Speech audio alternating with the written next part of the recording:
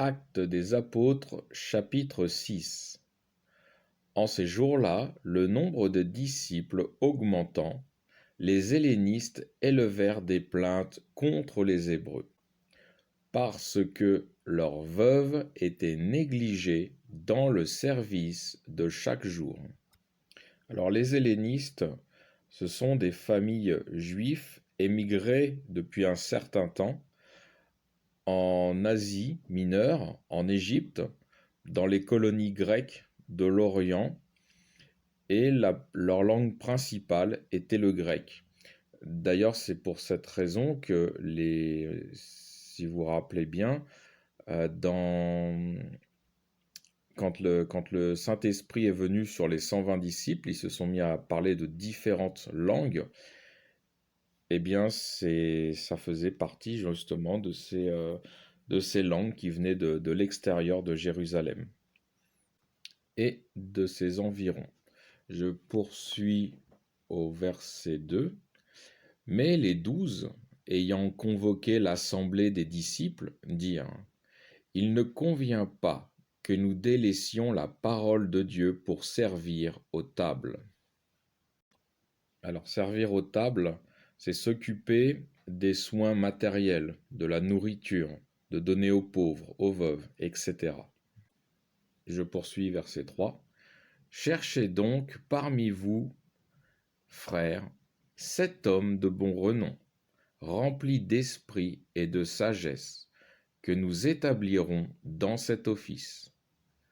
Quant à nous, nous serons assidus à la prière et au ministère de la parole. Ce discours plut à toute l'assemblée, et ils choisirent Étienne, homme plein de foi et d'Esprit Saint, Philippe, Procore, Nicanor, Timon, Parména, et Nicolas, prosélyte d'Antioche, qu'ils présentèrent aux apôtres. Et ceux-ci, après avoir prié, leur imposèrent les mains. La parole de Dieu se répandait de plus en plus.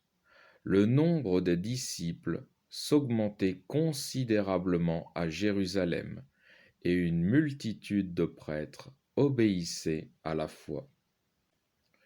Étienne, plein de grâce et de force, faisait des prodiges et de grands miracles parmi le peuple. Mais il se leva des gens de la synagogue dite des Affranchis, et des Cyrénéens, et des Alexandrins, et de ceux de Cilicie et d'Asie, qui disputèrent avec Étienne.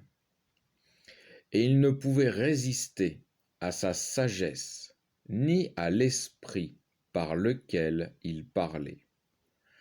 Alors ils subornèrent des hommes qui dirent : Nous l'avons entendu proférer des paroles blasphématoires contre Moïse et contre Dieu.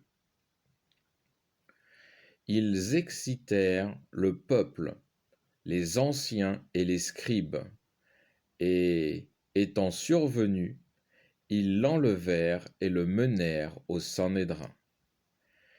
Et ils produisirent de faux témoins qui disaient : Cet homme ne cesse de proférer des paroles contre le lieu saint et contre la loi, car nous l'avons entendu dire que ce Jésus de Nazareth détruira ce lieu et changera les coutumes que Moïse nous a transmises.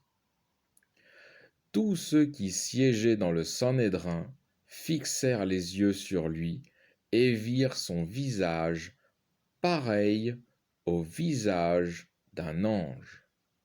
Fin du chapitre 6.